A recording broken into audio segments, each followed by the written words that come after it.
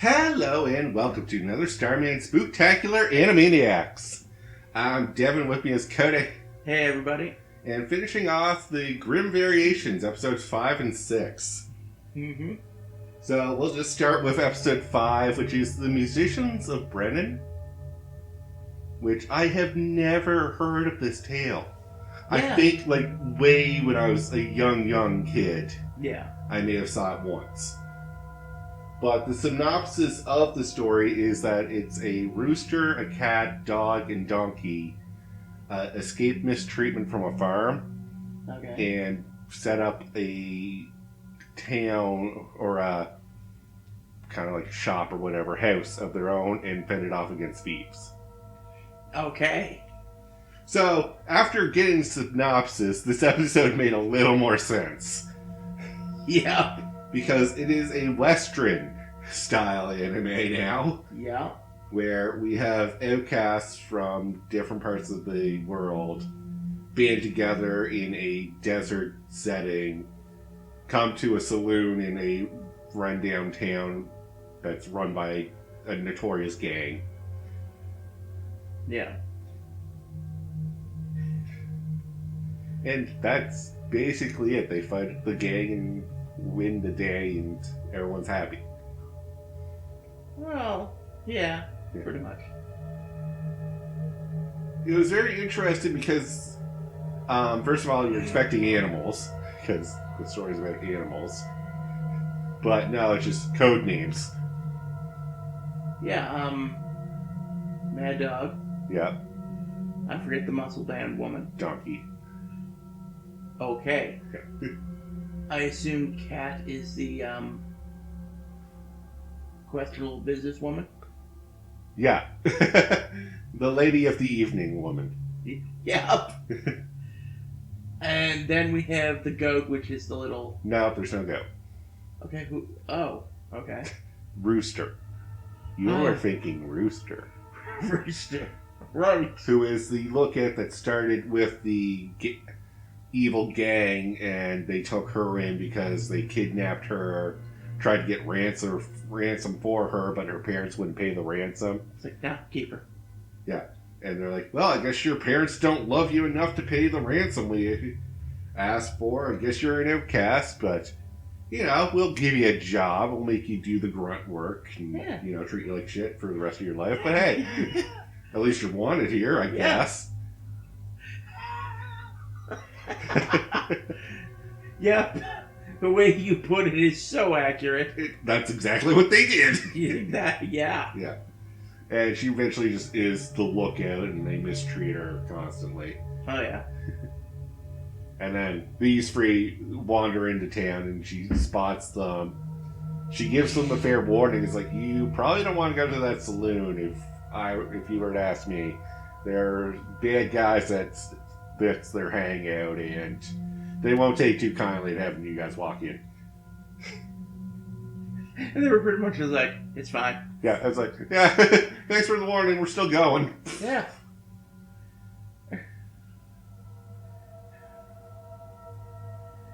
Like, sheriff shows up. Yeah, a sheriff shows up, and they, shoot his ear off and basically, treat him like shit and kick him out. He's like, get me to the hospital. Yeah. We don't have those, Sheriff. Get me to the dock, whatever. Just get me patched up. Yeah. Just to kind of show how badass and evil these gangsters are. They walk into the bar. Yeah. Looking for food and drink. It's like, well, we don't have any food. They took it all. Oh, that's too bad. And then they do the one thing you probably shouldn't do with these three women. They kick the food under the floor and have at it. Yeah. There you go. You can eat it off the floor, right, ladies? Then it's like, one of the guys gets a little too friendly with the cat. That's the other problem. Yeah. And Donkey's like, step away. Yeah. Finally, he just has it and punches her in the face. Doesn't flinch. That's the fun part of that exchange. As soon as that happened, I'm like, You have made up. fucked up. Yeah. Well, She retaliates. He is unconscious on the floor. that was a knockout. Yeah. And then the leader of the bar comes in. He's like, all right, I'm going to step in and assert dominance. And then the dog's like, no, you're not. Yeah, no. I'll pay for the damages and I'll leave. And we can call it that. You don't have to put your pride in the line here. No, I got to put my fucking pride on the line, says the gangster leader. Okay. Attacks her, gets knifed. Yep. And and not normal knifing, like death knifing. yeah, like they use cyber weapons is a weird thing. It's a weird. It kind of feels Trigun-y. Yeah. It's very Western themed, but there's sci-fi weaponry. Yeah. It's interesting. Yeah. I was like, I could actually watch a whole anime of this, to be honest with you. Yeah. Fair. Yeah. And then the rest of them are under the big leader. Yeah, the actual leader, which is like, the gang is like one big family. We're all brothers. Yeah. And then there's one head brother. Yeah. So, we report that one of the brothers is dead. These three ladies came in and killed him. And now we're kind of not sure what to do, brother. Alright, let me step in. I'll sort things out. And we have basically a showdown at the bar, as one does in a Western. Yep. Hey, here's money to cover the damages. You ain't covering crap. Yeah. So, Nope. Cat has an electric whip Yep. and was swinging from the rafters with a dude attached to it. Oh yeah, she hung a guy and then electrocuted him. I'm like, oh my... Strung him up like a Christmas ornament. I was like, oh my god! Yeah. Donkey wields a, like, cyberpunk hammer. Knocks down the, Pillars that hold up most of the building. Collapses on, like, 3 guys outside. Yeah, then we have Dog. Dodge cyberknife. Yeah. Yeah. And they proceed to have a little duke out. Yeah.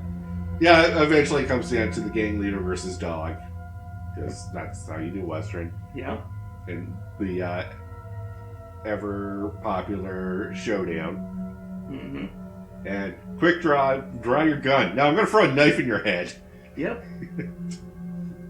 Really? That's what happened? Yeah.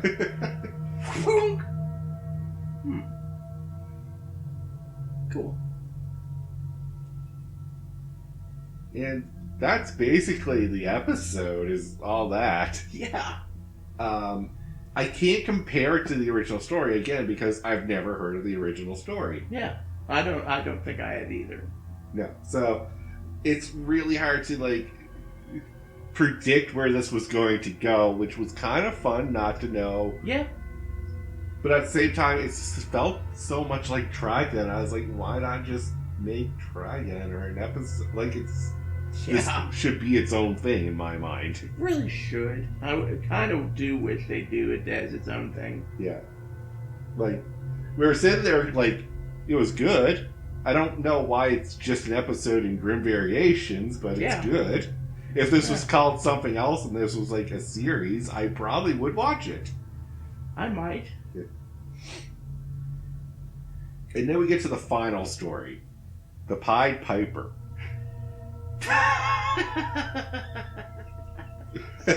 Yeah, this was the one to send off on. I'll tell you that one for free. Yep. I think there's a reason there's no more after this. I think so. They went all in on this one. Yep. So, Pied Piper is a pretty popular tale. I know the original story. I know how it ends originally and with the new rendition. Mm-hmm. So, I was waiting for, okay, where's the Pied Piper? Where's the children he's going to lead away? Mm-hmm. Where's the rats that he originally leads away? And who's the asshole villain villagers? Yeah. So, scrap all that. Fuck the original story. We're going to do our own original thing here. Keep, like, some hints of the original story in here. We had a traveler who's the piper. Mm-hmm. Every villager in this village is an asshole. Yeah. And the child is just one girl that's kind of our main protagonist. Or interest, I guess. Won't even say protagonist. Yeah. But Who isn't all there? she's the 17-year-old girl that's goes to a public school. She's the granddaughter to the chief, like the village chief. As they call her Grand Doc. The Kodak. Oh. Yeah. Yeah, you misheard, didn't you? Probably. Yeah. I think it's called the Kodak. It's some name that they gave her. Okay. But basically, the village elder. Yeah. And she's a very intellectually smart person, but not a wise person. Yeah, no. Hey, no music. Yeah. No painting. No fun. Yeah, the elder has abolished anything that makes you feel or think. You're basically, you have to work until you die to keep the village going. That's her, like, scheme for how this village works. I think I'd rather set the village on fire. Yeah. And when you don't know other pleasures, you don't, it's fine. Like, that works. So, for the longest time, this has been working because they didn't know anything else. Yeah. Then let's get to the teacher. Oh, God. So the teacher has a love interest in Maria is the granddaughter's name. Yeah. He likes her. He likes her. He wants to wed her, but she is already betrothed to a guy named Luke, who is more of a muscular, brutish man. Or as she put it, stupid. Yeah, a big dumb idiot who likes to bully others. Yup. Yeah. And she's not wrong, Oh, but she's very blunt about it. Oh, yeah. Says that right at the dinner table. Yeah. To everybody. Yeah, when they're trying to do the introductions and like, here's our family, here's your family. We're going to be one big happy family together if this wedding goes off. Never mind, Maria just spoke. And basically said her 2 cents on the whole thing. You're big and stupid. Yeah. And she doesn't do it like out of like, I hate you. She's like, I'll do it because that's what I'm supposed to do. That's the logic behind our village. So it doesn't matter what I say or think. I'm still going to have to marry you. Yeah. She just has no filter. No. She doesn't have any wisdom in her. Yeah. She's intelligent. She knows how things work and what goes where and what does what. Yeah. But she just doesn't understand, like, she's naive in that sense I'm trying to get to. Yeah. Anyways, so the traveler ends up at the teacher's house asking for a glass of water and a place to stay. It's raining out. It sucks. Good night. No, get out. Yeah. And we think that's how the scene went. Yeah. But then the traveler offers him this picture. It's a picture of lovers, which is a new concept for this guy. And he freaks out. You might as well have just like shown him a Playboy at that point. Yeah. Is the way he acted. Get out of my house. Yeah. And I was like, okay, kick the traveler out. No, I'm gonna lock this traveler in the basement. Yep. Steal their things. And see if I can't wow Maria with this new things I've earned. Yeah. Oh, and chains her to the wall. Yeah, I'm like, oh my god. Yeah, he basically traps her in the basement. So I was like, oh, so the teacher's also an asshole. Okay, got it. Yeah. Like, I had my suspicions, but now this is confirmed. Yeah. So obviously he impresses Maria. She wants to meet the traveler. He's like, all right, I can show you the Traveler if you promise to marry me and not tell your grandmother about the affair we're having, basically. Yeah, because that's what it is. Yeah. And she's like, all right, I won't tell grandmother as long as you keep your end of the bargain.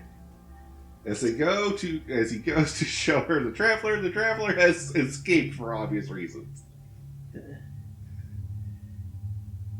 Yeah, I saw some fingers on the floor. Yeah, I think she cut off her hand or something. Yeah. Oh my god. Yeah. Father Traveler is also a female. It's kind of early established, but never confirmed until the end, but it was obvious. Anyways, Maria, seeing that the teacher's a big liar, kicks him down into the basement, skips back home. Yeah. And basically is sentenced to her room. I don't know what happened. She's locked in her room. She probably mentioned what she did with the teacher. I would imagine she probably brought that up. Because they're talking about selling her. Like, oh my god! The grandmother's like, well, we might as well make use of her and sell her, because there's no, she's already, unclean and unfit to be the village elder when she grows up. Yep, so, great. Now we're becoming even more of an asshole, Grandma. Great. Yeah, well, Grandma's the biggest asshole of them all. Yeah! She raised everyone to be the level of assholery she is. And at least the parents are being like, no! Yeah, the parents have some humanity in them. They're like, no, that's wrong. Like, why? Sure, she fucked up, but, we can fix this. This isn't the worst thing she could have done. Yeah. Then throughout the air, the music plays. Then the music drops. And she's like, what the devil is that noise? Yeah. And as soon as she opens the window, it's like the burst of music. Yeah. Oh, it's making us dizzy. Yeah. It was like, yeah, you guys have not heard music before. Yeah. Grandmother, up in arms, is like, we gotta take care of this right now. Well, even before that, goes check Maria's room. Maria's just gone. No, she goes, she suggests going up in arms first, and then... Yeah. They check in on Maria, because they're like, wait, she's affected by this too, and they go, and, she's gone. Yep. So then they're like, quick, gather them in. We know where that's coming from. That's probably where she's headed to. Yep. And we'll cut to the chase. Maria runs into the Traveler, finds out what music is, and then the acid trip happens. Yeah. Things get weird. Yeah, a little bit of chatting. Yeah, a little bit of chatting, and then the Traveler throws open her cloak, and the universe is underneath the cloak. Yep. So, I like how you had to check your can of soda. Yeah, we checked our drinks to make sure we didn't just accidentally take some illicit substances. Yeah. Because holy hell, we can't even describe what happens after this. Yeah, no. It's all just a fever dream at this point. Yeah. I'll try to sum it up. Maria sees the universe, gets enthralled with it, gets embraced by the Traveler. The villagers come to see Maria embraced by the Traveler. The teacher cries out, don't take Maria away, and the Traveler's like, no, she's doing this of her own volition. Those who want to go will go, and those who will stay will stay. Screw ya. Yeah. And then Maria transforms into the Traveler, and it appears in London, telling the story to another young child. Did you get all that? Because I didn't. I have a slight theory. What? My theory is whoever the Traveler, lures in to freely give themselves over becomes the new Traveler. Well, it's a metaphor for knowledge or wisdom. Okay. It's basically enlightenment. Okay. The best way I could kind of sum that up. It's how enlightenment should work, is you pass enlightenment on to other people. Okay, that is fair. But still, this was the No, weirdest. it got weird. Like, oh. And then I was like, after it was over, I was like, we should wait for an after credit scene. I didn't think there would be one, but there is one. A very small one where Charlotte, the girl in the opening scenes and end scenes of every episode, who is being told these stories, is basically questioning like fairy tales. It's like, well, fairy tales always have this happy ending. The heroes are always straight and loyal. What happens if Cinderella and Red Riding Hood were bad girls? What if Hansel and Gretel were from the future? Oh, yeah. And then she's like, wouldn't you want to see fairy tales like that? I was like, right. Yeah, so basically just summing up why these are different than your normal fairy tales. Yeah. And it's basically, what I got is that Charlotte is telling us the stories. That she is modifying from what she was told by her brothers. Okay. Interesting. Yeah. But still an acid trip. This last episode is the biggest acid trip I've had in an anime in a while. It was really off-putting. Yeah, it was so weird. But with that, though, check us in on the final episode where we do the aftermath of this. Woohoo! So until then, have a good one, guys. Peace out.